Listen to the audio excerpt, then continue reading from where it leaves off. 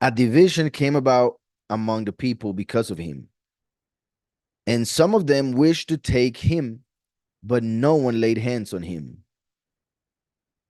The officers therefore came to the chief priests and Pharisees, and they said to them, "Why do you not bring him? Why did you not bring him?" The officers answered, "Never has any man spoken like this man." So the officers, some of them, like they had orders to bring him, but when they heard him, they realized he wasn't crazy and he was actually was making more sense than the rest of the Pharisees and their religious leaders. So they didn't see any sense in taking him.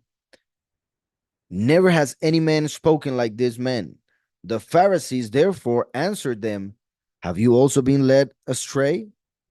So look what the Pharisees do, just like Satan does. They use manipulation.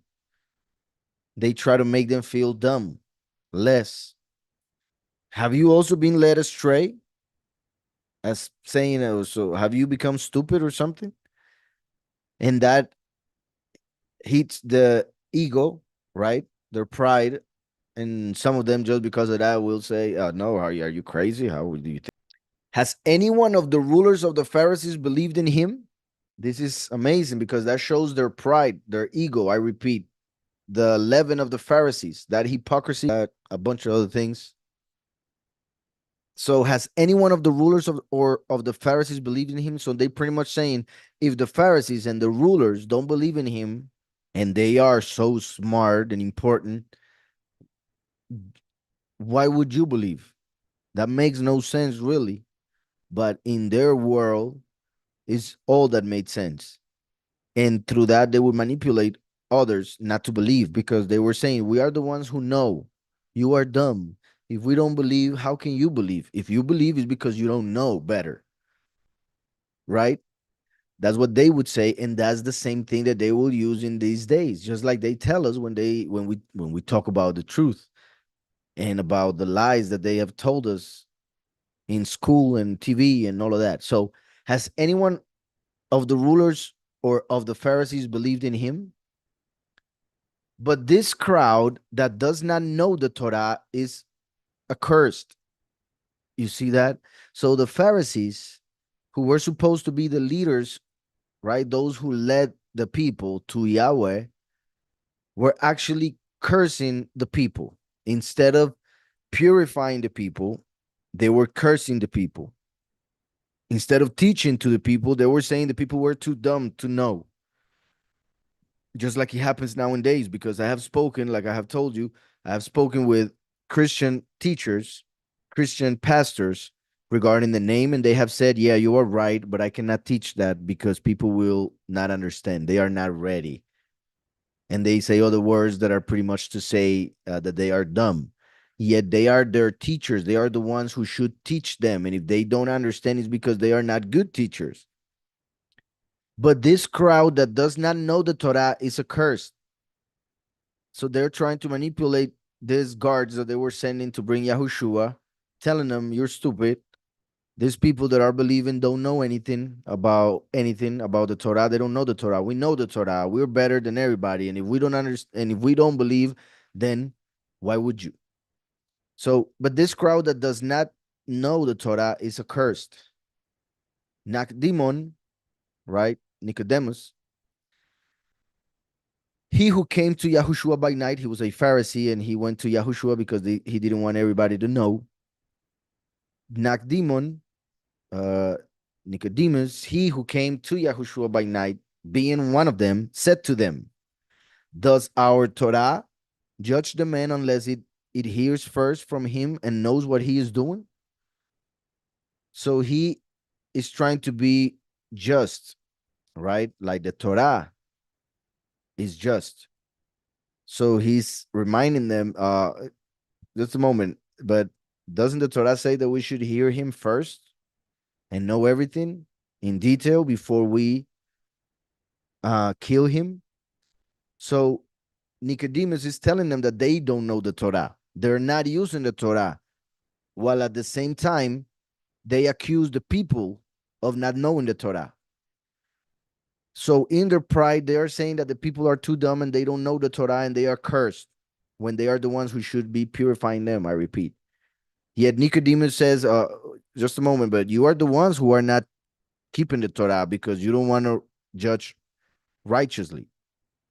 Does our Torah judge the man unless it hears first from him and knows what he is doing? They answered and said to him, are you also from Galilee? Are you also from, this is huge. Listen to this, and then we will see something else. They answered and said to him, because remember that they hated Galil and its people. They would see Galil as people with less class than everybody and less brains. Does our Torah judge the man unless it hears first from him and knows what he is doing? They answered and said to him, are you also from Galil? Search and see that no prophet has arisen out of Galilee. And each one went to his own house. So they should have searched and give him an answer. They claimed to know the Torah and cursed the people. And they said, are you also from Galilee? Search and see that no prophet. So they are claiming, according to their full knowledge, which they thought they had, that no prophet had come from Galilee. So if no prophet had come from Galilee, how could the Messiah come from Galilee? Which is something that doesn't make sense. Yahweh can do whatever he wants. And if he said that he will be from Galilee, as he said in Micah, then why are they saying otherwise? Contradicting the prophets, as they did in the time of the prophets. Like Yahushua would say, you kill the prophets when you bring things to their graves and clean their graves. You are showing that you are children of those who killed the prophets. So, and who put them in those graves in the first place. That's the point. So they were rejecting the prophecy. They are saying that Messiah cannot be from Galilee because no prophet has come from Galilee. I repeat, that doesn't make sense because he was prophesied that he will be from Galilee. And because even if no prophet had come from Galilee, doesn't mean that the Messiah cannot come from Galilee. However, it is amazing the lack of knowledge that they had, even though it is said that they knew Torah by heart. Maybe not all of them, but many of them or some of them, of those leaders, right? In my book, Declaring the End from the Beginning, which is not yet in English, but uh hopefully it will next year. I speak about this. All right, so they said, go and search and see that no prophet has come from Galilee. If we search the Torah, we will find that Eliyahu, the prophet that represents the prophets, um, he was from Galilee.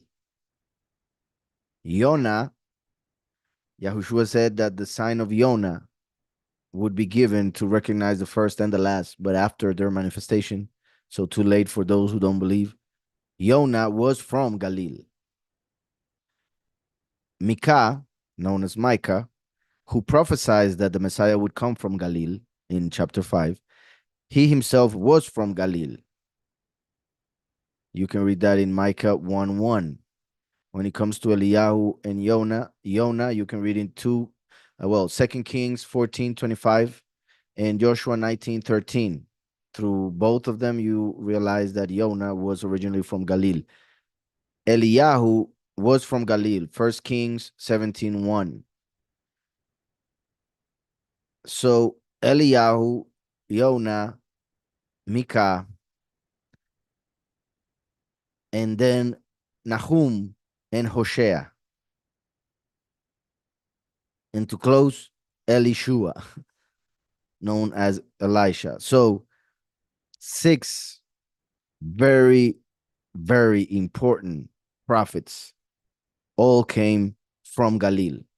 So, like I said, Nahum, Hoshea, Elishua, they were all from Galil, as well as Micah, Yonah, and Eliyahu. So, six very important prophets came from Galil. Yet the Pharisees said, "Are you also from Galil? Search and see that no prophet has arisen out of Galil." So they had no understanding and knowledge truly of the Torah as they would claim and think, while they were accusing the people of being accursed and not knowing the Torah. Now, isn't it interesting that Galil, since it is circuit or circle, is connected to reincarnation? Reincarnation in Hebrew is called Gilgul. Gilgul, which has as a root the same root as Galil. So nowadays in Christianity, mainly because of the Catholic doctrine, from the very beginning, they took reincarnation out of, even though it is part of the scriptures, it is part of the true doctrine, they took it out during the apostasy.